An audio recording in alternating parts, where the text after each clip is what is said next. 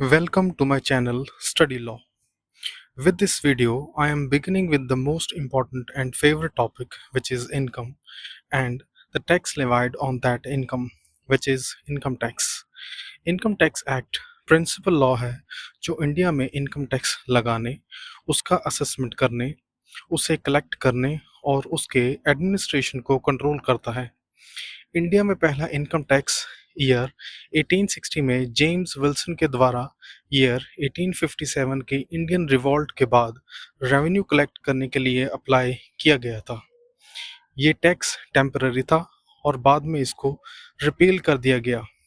After year 1860 tax system को improve करने के लिए कई इनकम टैक्स लॉज बनाए गए और टाइम टू टाइम उनको चेंज भी किया गया, like income tax act 1886, income tax act 1918। इन लॉज ने धीरे धीरे टैक्सेशन के स्कोप को एक्सपेंड किया और एडमिनिस्ट्रेशन में इम्प्रूव किया। Indian income tax act 1922 India का पहला कॉम्प्रिहेंसिव इनकम टैक्स लॉ माना जाता है।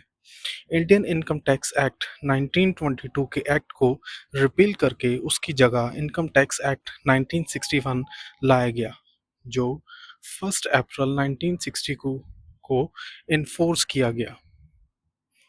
ये एक्ट 6 डेकेड से भी ज़्यादा टाइम तक इंडिया का प्रिंसिपल इनकम टैक्स लॉ बना रहा। हाउएवर, इसमें कई बार अमेंडमेंट्स भी किए गए and after that Income Tax Act 2025 came into force. Income Tax Act 2025 12th अगस्त 2025 को पार्लियामेंट ऑफ इंडिया के द्वारा ऑफिशियली पास किया गया और 21 अगस्त 2025 को प्रेसिडेंट ऑफ इंडिया की असेंट दी गई। Now, I am going to discuss Section 1 of Income Tax Act 2025. Section 1 comes under Chapter 1 Preliminary. The heading of Section 1 is short title, Extent and Commencement. Subsection 1. This act may be called the Income Tax Act 2025. Subsection 2. It extends to the whole of India.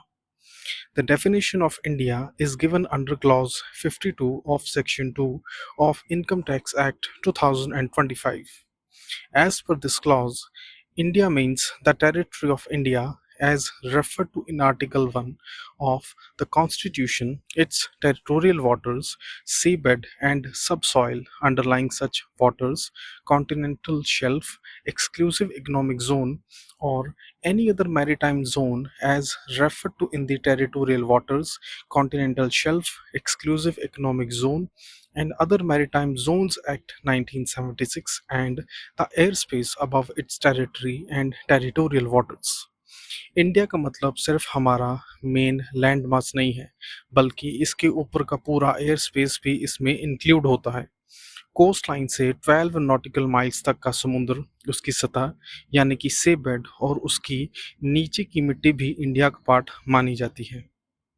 समुद्र में 200 nautical miles तक का area जैसे continental shelf और exclusive economic zone भी इसमें आता है, जहां इंडिया को बिजनेस और माइनिंग करने का एक्सक्लूसिव राइट है।